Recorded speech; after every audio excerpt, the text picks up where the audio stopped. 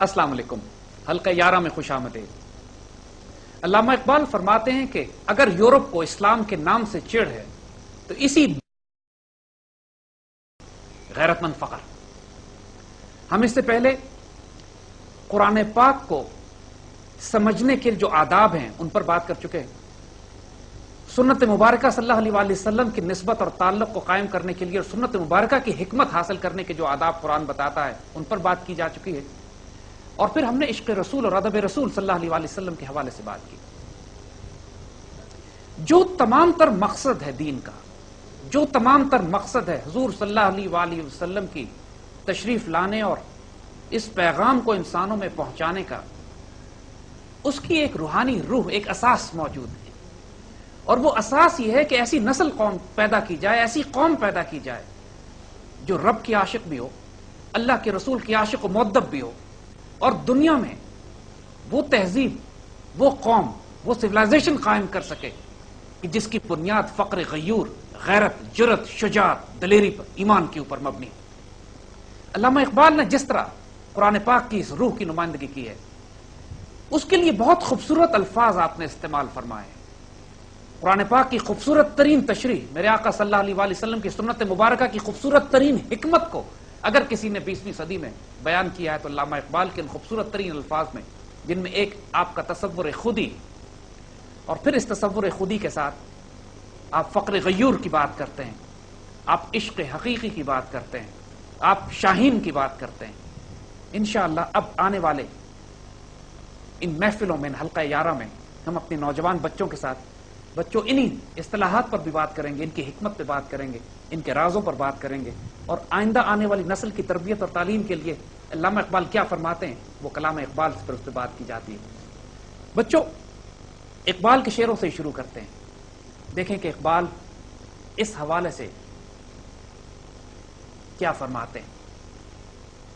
ایک زہد خشک، ایک زاہد جو نمازیں بھی پڑھتا ہو، روزے بھی رکھتا ہو، حج بھی کرتا ہو، عبادات بھی کرتا ہو، جس کا زہد تسبیح و مناجات میں چھپا ہوا ہو، ہر وقت تسبیح و مناجات میں لگا رہے، اور وہ جنت کا خواہش مند ہو، اقبال کے نزدیک یہ غلاموں کا دین ہے۔ اقبال کے نزدیک یہ تصوف، یہ دین، یہ شریعت، یہ طریقت ان کی ہے کہ جو نہ اپنے آپ سے واقف ہیں، نہ جو رب کے طالب ہیں، جو نہ دنیا تبدیل کر سکتے ہیں، جو نہ تقدیر ساز ہیں، نہ تاریخ ساز ہیں۔ اقبال جو بندے مومن کی صفت بتاتا ہے بچوں، وہ یہ کہ وہ وسط افلاک میں تکبیر مسلسل دیتا ہے، آسمان کی بلندیوں پہ۔ وہ تسبیح و مناجات پیوستہ زمین پہ نہیں کرتا۔ اقبال کمپیرزن دیتے ہیں اس کا، یا وسط افلاک میں تکبیر مسلسل، یا پیوستہ زمین پہ تسبیح و مناجات۔ وہ مسلک مردان خود، وہ اس کا مسلک ہے جو خود آگاہ بھی ہے اور اپنے رب میں مست بھی ہے۔ اور یہ مذہب ملا و جماعت و نباتات، یہ جو بہت بڑا فرق ہے۔ امت کا زوال کیوں ہوا؟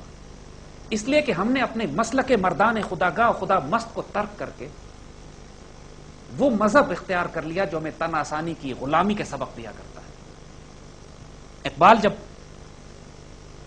بندے مومن کی صفات بتاتے ہیں تو اس میں عشق کا جو مقام بتاتے ہیں کہ جو گرمی گفتار و کردار ہے، جو انسان کے وجود میں ایک آتش بھڑک رہی ہوتی ہے، عشق الہی کی اور عشق رسول کی، اس کے بغیر مسلمانی بھی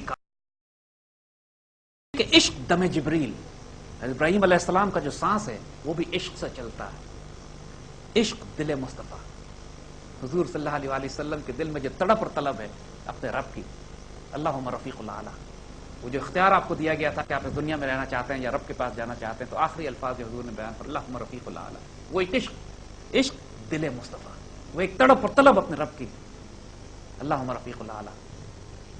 عشق خدا کا رسول، عشق خدا کا کلام، جو کچھ پوری زندگی اگر آپ اللہ کے رسول صلی اللہ علیہ وآلہ وسلم کی حیات مبارکہ کو اٹھا کے دیکھیے، ایک انقلابی دعوت ہے، ایک طوفانی سفینہ ہے، طوفانوں سے ٹکرا رہے ہیں جا کے، سکون نہیں ہے اس زندگی میں، وہاں پہ تناسانی، آرام، سکون، آسائشیں، آرام، ایسی کوئی چیز نہیں ہے۔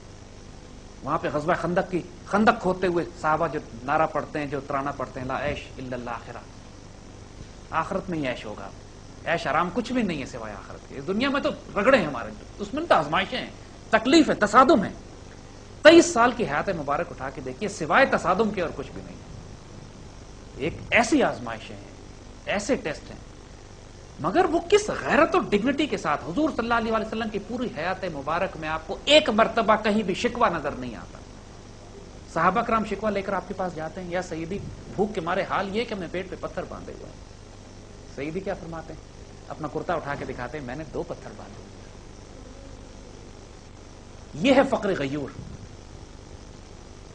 جو اساس ہے پوری شریعت کی اور پورے دین کی، کہ جو نسل تیار کرنی ہے وہ اتنی غیرت مند ہو، اتنی غیرت مند ہو کہ جبریل بھی اس کے سامنے آ کر کہیں اے حاجہ، کوئی حاجت، وہ کہے تم سے نہیں، فم علیک فلا۔ ابراہیم علیہ السلام کو جب آگ میں پھینکا جا رہا تھا تو اس وقت اس آگ میں ڈالنے سے پہلے جب بالکل آگ میں جانے کا وقت ہوتا ہے، جبریل آ کے ابراہیم علیہ السلام سے پوچھتے فی حاجہ، کوئی حاجت؟ کہتے فم علیک فلا، تم سے نہیں، کہتے ہیں اللہ سے، کہتے اس کو پتا ہے۔ یہ ہے فقر غیور، یہ ہے دین کی اساس۔ سوچو ذرا ایک لمحے کے لیے کہ اگر یہ قوم کا ہر فرد اس غیرت سے وابستہ ہو، آراستہ ہو، اس کے پاس یہ غیرت کا ہتھیار ہو، اس قوم کو شکست دی جا سکتی ہے؟ ناممکن۔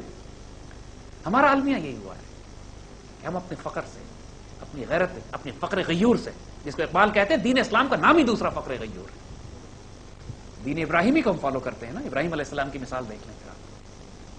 آپ اصحاب الاخدود کی مثال قرآن دیتا ہے، قتل اصحاب الاخدود، وہی جماعت جن کا قرآن میں ذکر کرتا ہے کہ جن کو کفار نے پوری جماعت کو آگ میں ڈال دیا تھا، اور اس جماعت کا واقعہ اللہ تعالیٰ نے قرآن میں اس لیے لکھ دیا کہ آگ میں جانے سے پہلے وہ اپنے بچوں کو، بیویوں کو سمجھاتے ہیں ہم سارے آگ میں جا رہے ہیں، گھبرانا نہیں، یہ آگ تمہیں نظر آتی ہے، اصل میں جنت کے باغ ہیں یہ۔ وہی ابراہیم علیہ السلام کے ساتھ جو اللہ نے کیا، یاکون بردن و سلام ابراہیم، آگ ٹھنڈی ہو جا اور ابراہیم علیہ السلام کے لیے سلامتی ہو جا، جنت کا باغ بنا دیا۔ تو یہ جو اقبال پھر مزید جو اس غیرت کو، اس فقیر کی غیرت کو، بندہ مومن کے ایمان کی غیرت کو جو ایکسپلین کرتے ہیں، کہتے ہیں غیرت ہے طریقت حقیقی، جو اصل طریقت ہے، جو اصل تصوف ہے، وہ غیرت پہ مبنی ہے، بزدلی اور بغیرتی پہ نہیں ہے۔ غیرت ہے طریقت حقیقی، غیرت ہے فقر کی تمامی۔ جو انسان فقر کا رستہ اختیار کرتا ہے، فقیری کا رستہ اختیار کرتا ہے، اس کی معراج یہ ہے کہ وہ اس سے زیادہ غیرت مند آدمی کائنات میں کوئی نہیں ہوتا۔ کہتے ہیں خودی ہو زندہ تو ہے فقر بھی شہنشاہی۔ ایک فقیر وہ ہوتا ہے جو وہی بات اپنے آپ کو فقیر کہتا ہے، مسکین اور عاجز، محکوم، پوری دنیا سے رسوا بھی ہو رہا ہے، پوری دنیا میں اختیار اور طاقت اس کے پاس کوئی نہیں ہے، پیوستہ زمین ہے، زمین پہ بیٹھا ہوا ہے، تسبیح و مناجات میں لگا ہوا ہے۔ لیکن ایک فقیر وہ ہوتا ہے جس کو کہتے ہیں خودی ہو زندہ، اگر اس کی خودی زندہ ہے، اگر وہ بے چین ہے، تڑپ رہا ہے، طلب کر رہا ہے رب سے اس مقام کو حاصل کرنے کے لیے کہ جو بندہ مومن کی خاص مقام ہوتا ہے، تو خودی ہو زندہ تو ہے فقر بھی شہنشاہی، نہیں ہے سنجر و تغرل سے کم شکو فقیر۔ یعنی تغرل اور سنجر بہت بڑے بڑے بادشاہ گزرے ہیں، بڑے بڑے بادشاہ گزرے ہیں۔ اقبال کہتے ہیں کہ جب ایک خودی زندہ ہوتی ہے ایک فقیر میں، تو اس کا جلال جو ہوتا ہے بڑے بڑے بادشاہوں کے جلال سے زیادہ ہوتا ہے۔ اور یہ اب سنیں، رب واقعہ یاد کیجئے کہ جب حضور صلی اللہ علیہ وسلم بیت رضوان کا موقع ہے، کفار میں سے ایک آدمی آ کے مسلمانوں کی جماعت کو دیکھتے ہیں اور واپس جا کے کفار مشرکین کو یہ بتاتے ہیں کہ الفاظ اب سنیے، تاریخ نے اس الفاظ کو نوٹ کیا ہے۔ وہ کہتے ہیں کہ میں ایران کے بادشاہ کے دربار میں گیا ہوں، میں رومن بادشاہوں کے دربار میں گیا ہوں، میں نجاشی کے دربار میں گیا ہوں، لیکن میں نے جو جلال اور ہیبت رسول اللہ کی دیکھی ہے صحابہ کے سامنے، میں نے کسی بادشاہ کے دربار میں وہ جلال نہیں دیکھا۔ جب حضور بات فرماتے ہیں تو صحابہ کرام پہ سکتہ طاری ہو جاتا ہے، کسی کی جرت نہیں ہوتی کہ آپ کے چہرے مبارک کی طرف نگاہ اٹھا کے دیکھ سکے۔ آپ تھوکتے ہیں تو آپ کی تھوک نہیں گرنے دی جاتی، آپ وضو کرتے ہیں تو وضو کا پانی زمین پر نہیں گرتا۔ یہ فقیر کا جلال ہماری پوری تاریخ میں آپ کو نظر آتا ہے۔ امام مالک مدینے کے امام ہیں، بادشاہ وقت نے کوڑے مار مار کے ہاتھ نکال دیا، لیکن حالت یہ ہوتی تھی کہ خلیفہ وقت جو پوری دنیا میں ظالم و جابر مشہور ہوا کرتا تھا، اس کی جرت نہیں ہوتی تھی کہ امام مالک کے آگے جا کے سفارش کر سکے، اس کی جان نکلتی تھی۔ احمد بن حنبل، ان کو کوڑے اتنے پڑے، اتنے کوڑے ان کو پڑے، کہتے ہیں ہاتھی کو کوڑے پڑتے تو بادشاہ کے دربار میں، خلیفہ کے دربار میں ہاتھی کی جان نکل جاتی، اور وہ امام اپنے سر، اپنی گردن، اپنا وجود بلند کر کے اپنے فتوے پہ قائم رہے کہ جس فتوے کی وجہ سے ان کو کوڑے پڑ رہے تھے۔ یہ فقر غیور ہوتا ہے، غیرت مند کا فقر۔ امام حضرت مجدد الفسانی، اکبر بادشاہ نے ظلم کی حد کر دی آپ کے اوپر، اکبر کے دین الہی کو قبول کر لیا، حتیٰ کہ اکبر کے دربار میں رواج تھا کہ آ کے سجدہ کرنا ہوتا تھا، انہوں نے کہا سجدہ میں نہیں کرتا، جب ہر طرح سے گردن نیچے کرنے کی کوشش کی اور فقیر نے اپنی گردن سیدھی رکھی، کاٹ تو جھکے گی نہیں، تو اکبر بادشاہ نے طریقہ یہ کیا کہ ایک چھوٹا سا دروازہ بنایا اور کہا کہ ان کو اس دروازے سے گزارتے ہیں، اور خود آگے اکبر بیٹھا ہوا تھا کہ دروازے سے گزریں گے تو گردن جھک جائے گی. تو اس فقیر نے پاؤں پہلے داخل کیے اور پیروں کے ذریعے دروازے سے نکل کر آئے. یہ ہے فقر غیور. اور یہ سوچو میرے بچوں ایک سیکنڈ کے لیے، بادشاہ کے دربار میں یہ بات کرنا آسان نہیں ہے. ایسا ظالم بادشاہ جو پتا کہ گردن کاٹ کے رکھ دے گا. ہم اپنے بڑوں کی باتیں بتا رہے ہیں. آپ کو واقعہ حضرت خبیب کا سناتے ہیں. تاریخ حضور صلی اللہ علیہ وسلم کی سیرت مبارکہ کا ایک بڑا دردناک واقعہ ہے. آنکھوں سے آنسو آج نکل آتے ہیں جب حضرت خبیب کا واقعہ آپ سنتے ہیں. کفار کے کچھ لوگ حضور کے پاس آئے کہ ہم کو دین سیکھنا ہے، اپنے کچھ معلم ہمارے ساتھ کر دیجئے. تو حضور نے کچھ صحابی آپ کے ساتھ ان لوگوں کے ساتھ کر دیے. انہوں نے آگے جا کے غداری کی اور حضور کے صحابہ کو شہید کر دیا. اس میں 2 صحابی حضرت خبیب اور ایک حضرت زید، ایک اور حضرت زید تھے، ان کو زندہ گرفتار کر لیا گیا. تو حضرت خبیب رضی اللہ تعالیٰ عنہ کو جب کفار مشرکین مکہ قریش انہوں نے چاروں طرف سے گھیر لیا اور فیصلہ کیا گیا کہ ان کو سولی چڑھا دیا جائے گا، نیزوں سے چھید دیا جائے گا، درخت پہ باندھ کے لکڑی پہ باندھ کے نیزوں سے چھیدا جائے گا. تو حضرت خبیب رضی اللہ تعالیٰ عنہ کو پہلے تو آپشن دیا گیا کہ ایمان چھوڑ دو، اگر واپس کافر ہو جاتے ہو تو تمہاری جان بخشی کر دی جائے گی. انہوں نے کہا سوال ہی پیدا نہیں. اس کے بعد وہ ایک بڑا دردناک واقعہ ہے. آپ نے وہاں پر بڑے خوبصورت اشعار پڑھے اور کہا یا اللہ یہ لوگ مجھ سے کہتے ہیں کہ تم اسلام چھوڑ دو تمہاری جان بچ جائے گی، واللہ اب میرے لیے مرنا آسان ہے، جہنم میں جانا آسان نہیں ہے، میں اب ایمان نہیں چھوڑ سکتا. مجھ سے کہتے ہیں کہ رسول اللہ تک تعلق کر لو، رسول اللہ کو چھوڑ دو. اب جب میں نے فیصلہ کر لیا اس بات کا کہ میں نے ایمان پہ جان دینی، تو مجھے پرواہ نہیں کہ میں کس کروٹ لٹا کے ذبح کیا جاتا ہوں، لیکن اب میں اپنا ایمان نہیں چھوڑوں گا. اور اس کے بعد وہ کہتے ہیں، بڑا خوبصورت رونا آ جاتا ہے، کہتے ہیں یا اللہ جو رسول اللہ نے میرے ذمہ ڈیوٹی دی تھی وہ میں نے پوری کر دی، رسول اللہ کو بتا دینا کہ میرے ساتھ کیا ہو رہا ہے. یعنی دس بیکیم، یہ تاریخ اسلام کا ایک ایموشنل ترین واقعہ ہے. اس کے بعد حضرت خبیب سے پوچھا جاتا ہے، جب ان کو نیزے مارتے ہیں نا درخت پہ لگا کے، تو ان کے جسم سے نیزے جب چھیدے جا رہے ہوتے ہیں انہیں، تو ایک کافر کہتا ہے کہ کیا تم پسند کرتے ہو اس بات کو کہ تمہاری جان بخشی ہو جائے اور تم بستر پہ آرام سے سو رہے ہو اور تمہاری جگہ پہ رسول اللہ یہاں پر ہوں؟ حضرت خبیب کا جواب سنیے اس وقت جب پورے جسم میں نیزے پروئے جا رہے ہیں کہ اللہ کی قسم میں تو یہ گوارا نہیں کرتا کہ رسول اللہ کو ایک کانٹا بھی چبھے اور اس کے بدلے میری جان بچ جائے. اگر میری جان جاتی ہے رسول اللہ کو ایک کانٹا بھی نہیں چبھے تو میں یہ قبول کرتا ہوں.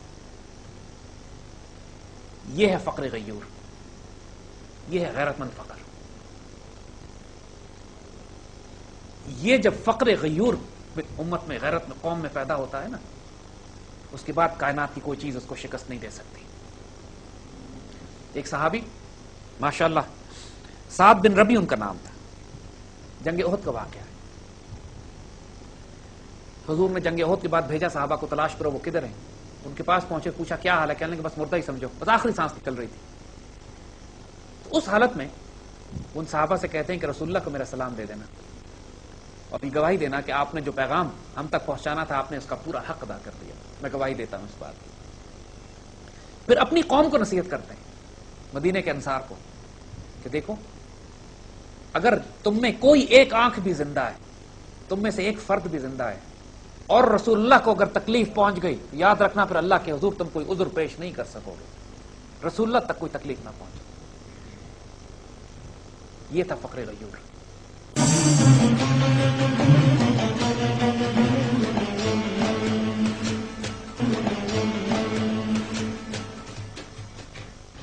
ایک میدان جنگ میں 3 صحابی زخمی پڑے ہوتے ہیں اور ایک صحابی بھاگ کے جاتے ہیں کسی کو پانی پلانے کے لیے. جب پہلے کو پانی پلانے لگتے ہیں تو ساتھ سے آواز آتی ہے عطش، پیاس.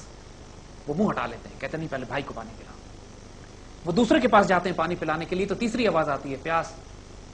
دوسرا منہ ہٹا لیتا ہے، کہتا نہیں تیسرے کو پلاؤ. وہ تیسرے کے پاس بھاگتے ہیں تو وہ شہید ہو جاتے ہیں. دوبارہ لوٹ کے دوسرے کے پاس آتے ہیں تو وہ شہید ہو جاتے ہیں. لوٹ کے پہلے کے پاس آتے ہیں، یہ شہید ہو جاتے ہیں. تینوں پیاسے چلے جاتے ہیں لیکن ان کی غیرت یہ گوارا نہیں کرتی کہ اپنے زخمی بھائی سے پہلے پانی پی لیں. یہ ہے فقر غیور. یہ ہے فقر غیور. میرے بچوں اگر یہ مقام حاصل نہ کیا، یہ نماز، یہ سجدے، اقبال کہتے ہیں تیری خودی کے نگہباں نہیں تو کچھ بھی نہیں، کچھ بھی نہیں. اگر یہ عشق رسول حاصل نہ کیا اس نماز روزے عبادتوں کے نتیجے میں تو کچھ بھی نہیں.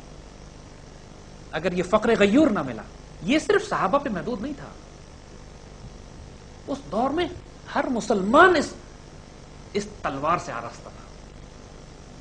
وہ واقعی یاد کرو جب ایرانی بادشاہ نے اپنا دربار لگاتا ہے اور کہتا ہے مسلمانوں سے میں ملوں تو صحیح کہ یہ قوم ہے کیا جو عرب کے ریگزاروں سے اٹھی ہے اور پورے پرشین امپائر کو ٹکرا گئی جا کے. نہ ان کے پاس تلواریں، نہ کھانے پینے کو سامان، پھٹے ہوئے کپڑے، بھوکے ننگے نظارے دیکھنے میں لگتے ہیں، مگر غیرت کا ان کی عالم یہ ہے کہ نہ کسی سے خوف کھاتے نہ کسی سے ڈرتے. تو ایرانی بادشاہ نے سردار نے اپنا پورا دربار سجایا، پوری طاقت، فوجی طاقت جو ہوتی ہے اس کا روب ڈالا اور مسلمانوں سے کہا اپنے سفیر کو بھیجو. ایک صحابی اپنے گھوڑے کے اوپر، لحیف لاغر گھوڑا، پھٹے ہوئے کپڑے، ان کی تلوار کے اندر نیام بھی شاید نہ ہو، اس کے دربار میں آتے اور بغیر کسی چیز سے متاثر ہوئے اپنے نیزے سے اس کا قالین کاٹتے ہوئے اس کے سامنے کھڑے ہوتے ہیں. پھر دیکھتے ہیں ادھر ادھر، ان کو ذلیل کرنے کے لیے بادشاہ نے کوئی کرسی نہیں رکھوائی تھی کہ کھڑا رہ کے بات کرے گا. تو یہ خود سے جاتے ہیں اور بادشاہ کے ساتھ بیٹھ جاتے ہیں جا کے، اور لوگ ایک دم ان کے پروٹوکول کے خلاف ہوتا ہے تو وہ ان کو گھسیٹ کے نیچے گرا دیتے ہیں، یہاں تم نہیں بیٹھ سکتے. تو وہ کہتے ہیں ٹھیک ہے، میں اپنی مرضی سے یہاں نہیں آیا ہوں، تم نے مجھے بلایا تو میں، تم میرے لیے بیٹھنے کی کوئی جگہ نہیں رکھتے ہو، کوئی بات نہیں. خنجر نکالا، قالین کو کاٹ کے انہوں نے ٹکڑا الگ کیا، قالین اٹھا کے پھینکا، اللہ کی زمین پر بیٹھے کہتے اب بات کرو مجھ سے، نیگوشیٹ کرو، کیا چاہتے ہو. ان کی جان نکل گئی رومن پرشین امپائر کی. اندازہ کریں اس فقیر کا جلال کتنا تھا کہ پھٹے پرانے کپڑے ہیں، کچھ نہیں ہے، لیکن آنکھوں میں آنکھیں ڈال کے جو بات کرتا ہے اس کی نگاہوں سے نگاہیں چار نہیں کی جا سکتی. ہم نے ایسے اللہ کے فقیر دیکھے. قدرت اللہ شاہد ممتاز مفتی کی کتابیں پڑھیے، اللہ جو لبیک جو ممتاز مفتی کی کتاب ہے اس کے اندر جب وہ ذکر کرتے ہیں ان فقراء کا کہ جو مسجد نبوی کے درباروں کے باہر بیٹھے ہوتے ہیں، کوئی بلیوں والی سرکار کہلاتے ہیں وہاں پر، کوئی ایسے فقیر ہیں جو وہاں جوتیاں سیدھی کرنے کے لیے بیٹھے ہوئے ہیں، لیکن ممتاز مفتی کہتے ہیں کہ ان کی آنکھوں سے ایسے شعلے نکلتے تھے کہ آپ نگاہیں چار نہیں کر سکتے. یہ فقر غیور ہوتا ہے. کوئی اندازہ کر سکتا ہے اس کے زور بازو کا کہ نگاہ مرد مومن سے بدل جاتی ہیں تقدیریں. یہ جو اقبال جب اس کو طریقہ بتاتے ہیں اس فخر کی، اس غیرت کی، اس عزت کی حفاظت کیسے کی جائے، اس کو حاصل کیسے کیا جائے، فرماتے ہیں تجھے گر فقر و شاہی کا بتا دوں تو میں یہ بتاؤں کہ ایک فقیر کیسے بنتے ہیں. اور پھر فقر تو اصل بادشاہت ہوتی ہے. ایک فقیر اصل بادشاہ ہوتا ہے. بڑے بڑے بادشاہ وقت ایک فقیر کے دربار پر بیٹھتے ہیں.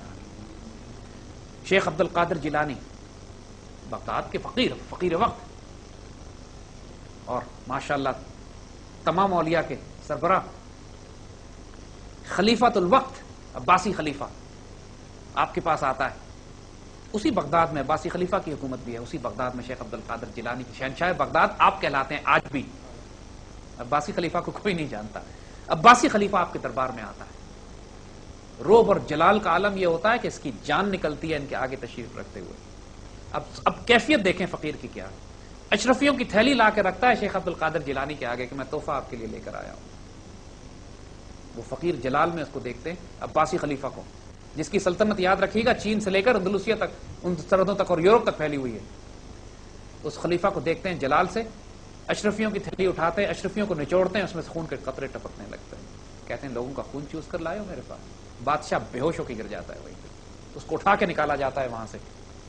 اس کے بعد جرت نہیں ہوتی کہ آئندہ ان کے پاس کبھی آ کے اس طرح کی حرکت کرے. دھاڑے مار مار کے روتا ہے خوف کے مارے. یہ خلیفہ وقت کا عالم ہے ایک فقیر کے آگے. سلطان محمد تغلق، سلطان غوری، شہاب الدین غوری، جب وہ پرتھوی راج ہندوستان میں، اس سے پہلے اس کو خواب میں مسلسل حضرت معین الدین چشتی خواب میں تشریف لاتے ہیں اور کہتے ہیں ہندوستان تیرا ہے، آ کے قبضہ کر لے. اس کو بار بار اتنی خواب میں اس کو بشارتیں ہوتی ہیں کہ وہ اپنی فوج جمع کرتا ہے، آتا ہے، مقابلہ کرتا ہے، شکست دیتا ہے. شکست دے کے لوگ اس سے کہتے ہیں قریب میں ایک فقیر رہتا ہے کٹیا میں، ایک جھونپڑی میں ایک فقیر ہے، وہ آپ کو بلا رہا ہے. بادشاہ وقت اپنی فوج کے ساتھ حضرت معین الدین چشتی کے دربار پہ حاضری دیتا ہے. چہرہ دیکھتا ہے، پہچان جاتا ہے کہ یہ تو وہی فقیر ہیں جو خواب میں آیا کرتے تھے. قدموں میں گرتا ہے، معافی مانگتا ہے، پیار کرتا ہے، عزت کرتا ہے، خدمت کرتا ہے، حکم مانتا ہے. اور وہ فقیر اس کو، حضرت نظام الدین اولیاء جب سلطان تغلق آپ کو تھریٹ کرتا ہے کہ میں ابھی دہلی سے باہر جا رہا ہوں، جب واپس آؤں تو آپ دہلی میں نہیں ہونے چاہیے ورنہ میں تلوار سے گردن اتار دوں گا آپ کی. نظام الدین اولیاء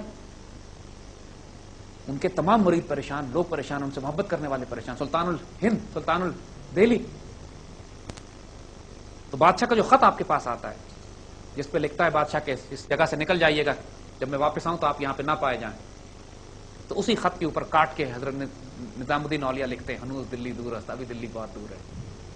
وہ تاریخی واقعہ بن جاتا ہے کہ سلطان تغلق جب دہلی کی طرف آ رہا ہوتا ہے، بالکل دہلی سے ایک منزل پہ رہ جاتا ہے، قریب ہے دہلی، لوگوں کو پتا ہے بادشاہ فوج کے ساتھ آ رہا ہے، اب تو آنا ہی آنا ہے. اس میں نظام الدین اولیاء سکون سے بیٹھے ہیں، ہنوز دلی دور ہے، فکر نہ کرو، دلی بہت دور ہے. اور تاریخ میں اردو میں آج تک محاورہ بن جاتا ہے، کوئی کام نہیں ہونا ہوا تو کہتے ہیں ہنوز دلی دور ہے. تو یہی ہوا کہ بادشاہ اپنے محل میں ٹھہرتا ہے، محل گرتا ہے، بادشاہ ختم ہو جاتا ہے، اور دنیا کو پتا ہے کہ فقیر کو چھیڑنے کا انجام پھر کیا ہوتا ہے. ہنوز دلی دور ہے. اقبال فرماتے ہیں تجھے گر فقیری اور شہنشاہی کا بتا دوں، غریبی میں نگہبانی خودی کی. اپنی غریبی میں اپنی خودی کی نگہبانی کرو. غریبی میں اپنی عزت، غیرت، اپنے فقر کی حفاظت کرو، تم کو فقیری مل جائے گی، تم فقیر بن جاؤ گے. اے طائر لاہوتی، اس رزق سے موت اچھی جس رزق سے آتی ہو پرواز میں کوتاہی. میرے بچوں یہ لازم بات ہے. ایسے ایسے اب یہی بتاؤ نا، کوڑے پڑ رہے امام احمد بن حنبل کو، امام مالک کے بازو نکال دیے، مجدد الفسانی کو جیل میں بند کر دیا، کیا کیا نہیں کیا. کمپرومائز کر لیتے بادشاہ کے ساتھ، کیا فرق پڑتا ہے، بڑے لوگوں نے کیا تھا اس وقت. اس موقع پہ سٹینڈ لینے کا مطلب ہے حضرت خبیب کہہ لیتے، جھوٹ موٹ کا اسلام چھوڑ دیتے، بعد میں اسلام لے آتے. یہ بھی تو طریقہ ہے نا، دین میں اجازت ہے اس بات کی، شریعت میں اجازت ہے کہ تمہیں کوئی قتل کرنے لگے تو جھوٹ موٹ کا انسان دکھا سکتا ہے کہ اپنا ایمان چھپا سکتا ہے. انہوں نے تو ایمان نہیں چھپایا، انہوں نے تو گردن کٹوانے پسند کی، ذبح ہونا پسند کیا، کوڑے کھانے پسند کیے. کیوں؟ وہی بات کہ جن سے اللہ نے کام لینا ہوتا ہے. امام ابو حنیفہ بارش میں کیچڑ میں پھسلنے لگے تو کچھ بچوں کو دیکھ کے کہتے ہیں بیٹا تم پھسلنا نہیں، دھیان کرنا. تو بچے ان کو دیکھ کر کہتے ہیں امام آپ نہ پھسلیے گا، آپ پھسل گئے تو امت پھسل جائے گی. جن لوگوں نے امت کی قیادتیں کرنی ہوتی ہیں نا بیٹو، وہ پھر عزت پر رستہ اختیار کرتے ہیں، کمپرومائز نہیں کرتے، وہ فتووں پہ نہیں چلتے، وہ گردنیں کٹواتے ہیں. فتوے تو موجود ہیں کہ جان بچائی جا سکتی ہے، جھوٹ موٹ کیا جا سکتا ہے، جھوٹ بولا جا سکتا ہے، مگر اللہ کے بندوں کا پھر یہ اقبال کہتے ہیں لیکن یہ معاملات سخت ہیں، نازک ہیں، یہ آسان نہیں ہے. اقبال فرماتے ہیں کہ نظر نہیں تو میرے حلقہ سخن میں نہ بیٹھ. یہ حلقہ یارہ ہے نا. اقبال کہتے ہیں کہ اگر نظر نہیں ہے تو میرے حلقہ سخن میں نہ بیٹھ، اگر تمہاری نگاہ نہیں ہے تو میری باتیں مت سنو، کہ نقطہائے خودی ہیں، خودی کی باتیں کرتا ہوں جو میں انسان کی ریئلائزیشن کی، فقر کی بات کرتا ہوں، عشق الہی، عشق رسول کی بات کرتا ہوں. یہ تیز دھار تلوار کی طرح تمہیں کاٹ کے رکھ دے گی اگر تم ان کو سمجھ نہیں پاؤ گے، اگر تم ان کا مذاق اڑاؤ گے، اگر تم ان پہ طنز کرو گے، اگر تمہاری عقل میں نہیں آئیں گی یہ باتیں، اگر تم ریسپیکٹفل نہیں ہو، بادب نہیں ہو، کیونکہ ادب پہلا قرینہ ہے سیکھنے کے لیے. اگر بادب نہیں ہوگے تو پھر تمہیں نقصان ہوگا ان باتوں سے، کیونکہ یہ باتیں کائنات کے راز اپنے اندر لیے ہوئے ہیں. یہ تمہیں شہنشاہی کا گر بتائیں گی، یہ تم کو یہ بتائیں گی کہ اس کائنات میں فقیری میں رہتے ہوئے شہنشاہی کیسے کرتے ہیں. غیرت ہے طریقت حقیقی، جو طریقت حقیقی اس میں غیرت ہے، غیرت ہے فقر کی تمام. یہ بات جس کے حوالے فرماتے ہیں پھر اس کہتے ہیں اس قوم کو شمشیر کی حاجت نہیں رہتی، اس قوم کو شمشیر کی حاجت نہیں رہتی، ہو جس قوم کے جوانوں کی خودی صورت فولاد. جس کے جوانوں کی خودی غیرت اتنی ہو اس کو تلواریں نہیں چاہیے ہوتی. اب سوچو ذرا 17 کروڑ پاکستانی مسلمان ہیں، امت کا المیہ کیا ہے؟ 1 ارب مسلمان ہے، 1 ارب مسلمان دنیا میں. فلسطین میں 30 لاکھ یہودی بستا ہے، اسرائیل میں. یہ مسلمان اگر پھونک بھی مارے نا مل کر تو اتنا بڑا طوفان برپا ہو جائے کہ وہ یہودیوں کو بہا کے سمندر میں دھکیل دے. لیکن وہ حضور کی اس حدیث شریف کے مطابق کہ حب الدنیا و کراہیت الموت، دنیا کی محبت اور موت کا خوف اس طرح غالب ہو جائے گا مسلمانوں پر کہ دنیا کی قومیں ٹوٹی پڑ رہی ہوں گی مسلمانوں کو لوٹ کھسوٹ کرنے کے لیے. اور اس کا سارا المیہ یہ ہے بغیرتی، سارا المیہ یہ ہے خودی کی موت، سارا المیہ یہ ہے کہ فقر غیور اس کو ہم ترک کر بیٹھے. سارا المیہ یہ ہے کہ عشق کی آگ بجھ گئی، بجھی عشق کی آگ، باقی راکھ کا ڈھیر ہے. یہ جسم صرف راکھ کا ڈھیر ہے اگر اندر عشق کی آگ نہ جل رہی ہے. اور عشق کی آگ کا مطلب یہی ہے کہ طوفانوں سے فقیر کا سفینہ ہمیشہ طوفانی. اقبال فرماتے یہ ہو نہیں سکتا. فرماتے خوار جہاں میں کبھی ہو نہیں سکتی وہ قوم. دیکھو بچوں، یہ کائنات کے راز ہیں جو اقبال نے نچوڑ کر دے دیے قرآن و سنت سے آپ کو. چھوٹی باتیں نہیں ہیں. خوار جہاں میں کبھی ہو نہیں سکتی وہ قوم کبھی زمانے میں خوار نہیں ہو سکتی. عشق ہو جس کا جسور، فقر ہو جس کا غیور. جس کا عشق بھی عروج پہ ہو، جس کا فقر بھی غیرت مند ہو، وہ قوم خوار نہیں ہو سکتی. اگر زمانے میں خوار ہو رہے ہو، ہم اس لیے خوار نہیں ہو رہے کہ ہم نمازیں نہیں پڑھتے، ہم روزے نہیں رکھتے، ہم حج نہیں کرتے. آج جاؤ دیکھو ماشاءاللہ حج کے اوپر 50 لاکھ کا مجمع ہوتا ہے. پوری دنیا میں مسجدیں بھی آباد ہیں، لیکن مسلمان رسوا ہو رہے ہیں.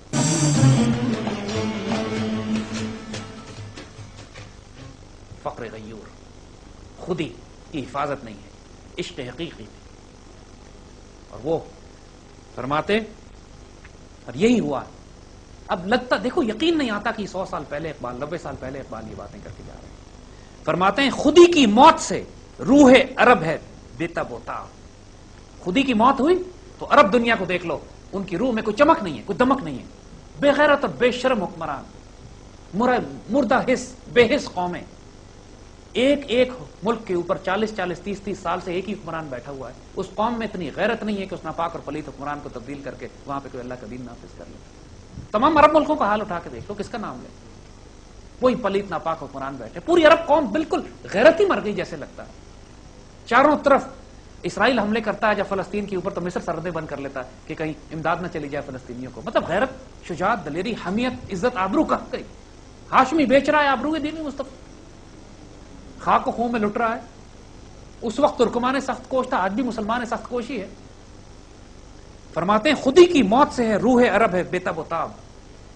بدن عراق و عجم کا ہے بے عروق و عظام. عراق کا، عجم کا، تمام مسلمان دنیا کا جسم اس میں لگتا ہے جیسے ہڈیاں ہی نہیں ہیں، اس میں خون ہی نہیں ہے. ہمارا یہی حال ہوا ہے نا. کیوں؟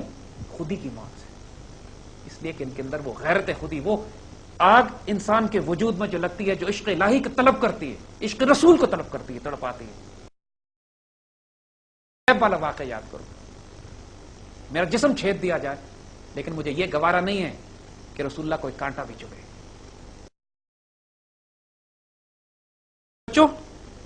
پھر اس پر اقبال دعا فرماتے ہیں کہ خدا کرے تجھ کو فقر کی تلوار. خدا تجھ کو عطا کرے فقر کی تلوار. قبضے میں یہ تلوار بھی آ جائے تو مومن. قبضے میں یہ تلوار بھی آ جائے تو مومن. یا خالد جانباز ہے یا حیدر کرار. اگر ایک مومن کے پاس فقر کی تلوار آ جائے تو پھر اس کے بعد یا وہ خالد جانباز بنتا ہے، سیدنا خالد بن ولید سیف اللہ بنتا ہے، یا حیدر کرار بنتا ہے. جو میراث ہے ہمارے پاس وہ وہ ان کی روح اور اساس تھا ان کا، جس کی بنیاد پر یہ خالد جانباز تھے اور حیدر کرار تھے. وہ فقر تھا، وہ درویشی تھی، وہ فقیری تھی، وہ ان کی دنیا داری نہیں تھی، وہ ان کی ٹیکنالوجی اور سائنس اور ان کی ایسٹرونومی اور ان کی اکانومی اور ان کی اکانومکس نہیں تھی. وہ ان کی غیرت مومن تھی، فقیر کی غیرت تھی، فقیر کی خودداری تھی. جس کی مثالیں ہم نے کچھ آپ کو دی کہ ہماری تاریخ اسلام اس طرح کی مثال ہے کہ ہم سر کٹوانا قبول کرتے ہیں. ٹیپو سلطان کو جب کہا گیا یہ بات کہ آپ اس کے آگے ہتھیار ڈال دیجئے، آپ بادشاہ، آپ کی جان بچ جائے گی، تو اس شیر دلیر نے کیا جواب دیا تھا کہ شیر کی ایک دن کی زندگی گیدڑ کی 100 سال کی زندگی سے زیادہ قیمتی ہے. اس نے شہید ہونا قبول کیا، ہتھیار ڈالنا قبول نہیں کیا. جب ہمارے مسلمان نوجوانوں میں، مسلمان قوم میں، مسلمان نسل میں، اسی لیے ہم اصرار کرتے ہیں بچوں کے اقبال کو پڑھو کہ یہ اقبال آپ کو قرآن اور سنت کی روح سے قریب ترین لے جاتے ہیں، جو اساس ہے، ہماری میراث ہے ہماری. عشق غیور، فقر غیور، عشق حقیقی، مردان خدا، مست خدا شناس کی خودی.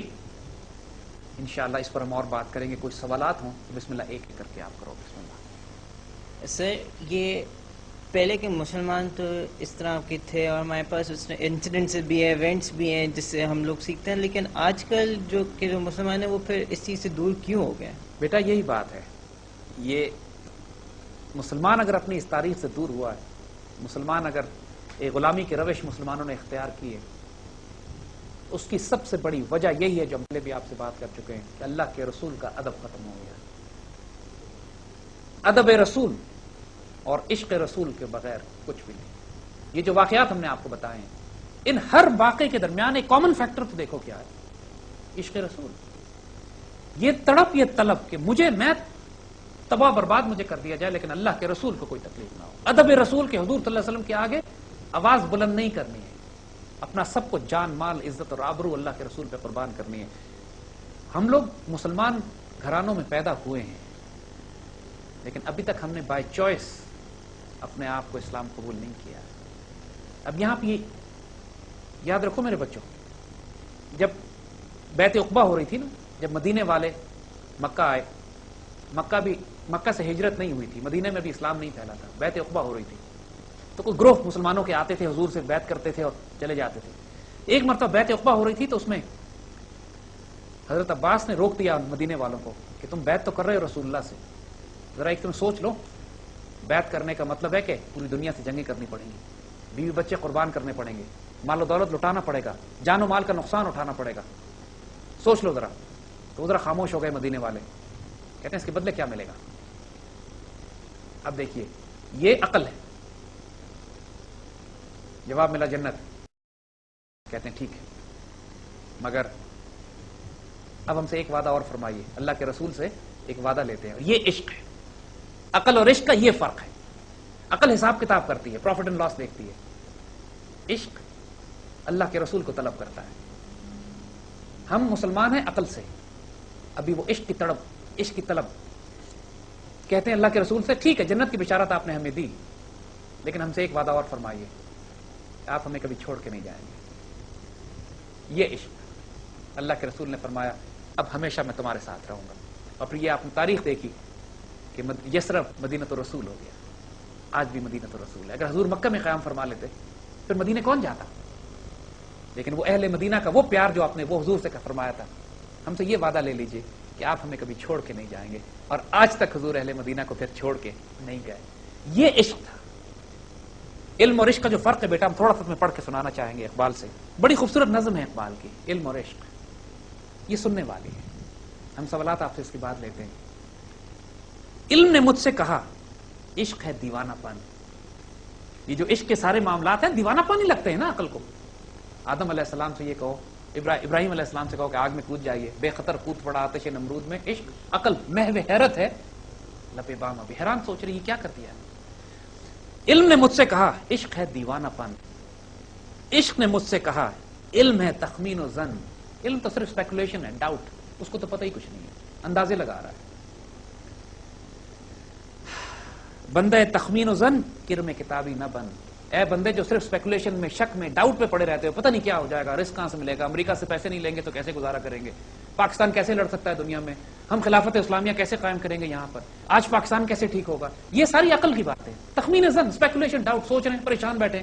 ارے بابا کرم کتابی نہ بن، کتابیں پڑھ کے کیلکولیشن نہ کرتے پھرو. عشق سراپا حضور، علم سراپا حجاب. جو عشق ہوتا ہے وہ اللہ کے رازدار اللہ کے حضور بیٹھا ہوتا ہے. علم کا صرف پردے ہی پردے ہوتے ہیں. علم سوچتا ہی رہتا ہے کیا کرنا ہے، عشق اللہ سے پوچھ کے آ جاتا ہے.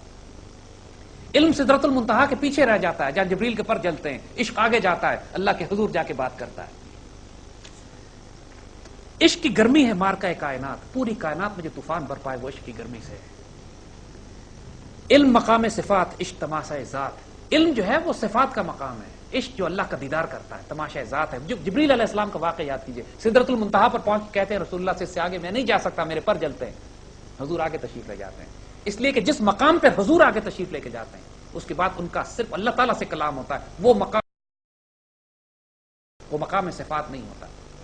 جبریل اس صفات کے مقام میں، صفاتی دنیا میں تو گھوم سکتے ہیں. اور معراج بندہ مومن کی عطا ہے، حضور صلی اللہ علیہ وسلم کی طرف سے جو اس کو عطا ہوئی ہے کہ بندہ مومن کو تماشا ذات کی اجازت ہے، اس کو اختیار ہے. عشق سکون و ثبات، عشق حیات و ممات. عشق میں ہی سکون ہے، اسی میں ٹھہراؤ بھی ہے، اسی میں زندگی بھی ہے، اسی میں موت بھی ہے. علم ہے پیدا سوال. علم تو صرف سوال پیدا کرتا ہے. عشق ہے پنہا جواب. عشق تمام جواب دیتا ہے. عشق کے ہیں معجزات سلطنت و فقر و دین. عشق کے یہ معجزے ہیں کہ فقر و دین کی سلطنتیں اس کو ملتی ہیں. عشق کے ادنا غلام صاحب تاج و نگین. عشق کے ادنا غلام ہیں یہ بڑے بڑے بادشاہ کیسر و کسرا، یہ تو عشق کے ٹھوکروں میں بیٹھے ہوئے ہیں. عشق مکان و مکین، عشق زمان و زمین. عشق مکان بھی ہے، خود رہنے والا، مکین بھی ہے. عشق زمانہ بھی ہے، زمین بھی ہے. عشق سراپا یقین. عشق یقین دلاتا ہے انسان کو، اور یقین فتح باب، اور یقین سے دروازے کھلتے ہیں. دروازے شک سے نہیں کھلتے. یؤمنون بالغیب سے تو بات شروع ہوتی ہے، لیکن بالآخرت ہم یوقنون کی بات کی جاتی ہے کہ آخر میں صاحب یقین بن جاتے ہیں، یقین آ جاتا ہے. اور یقین کے درجات، علم الیقین، عین الیقین، حق الیقین. ایک طرف غیب کا علم ہوتا ہے، یہ علم کے پاس ہے، لیکن غیب کے علم سے آگے جب یقین کے درجات پر آپ جاتے ہیں، جب عین الیقین ہوتا ہے، سنتے ہیں آپ بات، یقین آتا ہے، علم آنکھوں سے مشاہدہ کرتے ہیں، اس کیفیات سے گزرتے ہیں، تو یہ حق الیقین ہوتا ہے. تو یہی فرمایا کہ علم سراپا یقین ہوتا ہے، عشق سراپا یقین ہے، اور یقین فتح الباب، اور یقین پر دروازے کھولتا ہے. شرح محبت میں ہے عشرت منزل حرام. محبت کی شرح میں منزل پر پہنچ کے آرام کرنا جائز نہیں ہے. تعمیر آشیاں سے میں نے یہ راز پایا، اہل نوا کے حق میں بجلی ہے آشیانہ. میں نے گھر بنا کر یہ دیکھا کہ جو اذان دینے والے لوگ ہوتے ہیں، جو مجاہد ہوتے ہیں، جو پوری کائنات فتح کرتے ہیں، جب وہ گھر بنا لیتے ہیں تو ان کے لیے بجلی ہے، ان کے لیے تباہی ہے. وہ گھر بیٹھ کے سکون سے ایک جگہ پہ نہیں ٹھہر سکتے، وہ تو طوفان انگیز ہوتے ہیں، دنیا میں طوفان برپا کرتے ہیں. شورش طوفان حلال، لذت ساحل حرام. عشق کے لیے تو طوفان کی جو شورش ہے، تصادم ہے، وہی حلال ہے. ساحل پر اس کا سکون، ساحل کا اطمینان حرام ہے عشق کے لیے. عشق پر بجلی حلال، عشق پر حاصل حرام. عشق تو بجلی حلال کرتا ہے، اس پہ حاصل حرام ہے. علم ہے ابن الکتاب، علم کتاب کی اولاد ہے، کتاب سے سیکھنے کی کوشش کرتا ہے. عشق ہے ام الکتاب، عشق کتابیں لکھتا ہے. میرے بچوں، یہاں پر آج ہم اس حلقہ یارہ کی اس محفل کو روکیں گے کہ یہی عشق ہے، وہ آتش، سوز جگر، جس سے انسان کے وجود میں جو آتش عشق بھڑکتی ہے، وہ انسان کو اپنی منزلیں آسمانوں کی بلندیوں پہ دکھاتی ہے. جو آج تک بندہ مومن لے کر آیا ہے، وہ عشق کی آگ سے لے کر آیا، ایک بیدار خودی سے لے کر آیا، ایک فقر غیور سے لے کر آیا. انشاءاللہ اس پر آپ کے سوال بھی لیں گے، آئندہ اس پر مزید بات بھی کریں گے. اللہ آپ کا حامی و ناصر ہو. فی امان اللہ. وعلیکم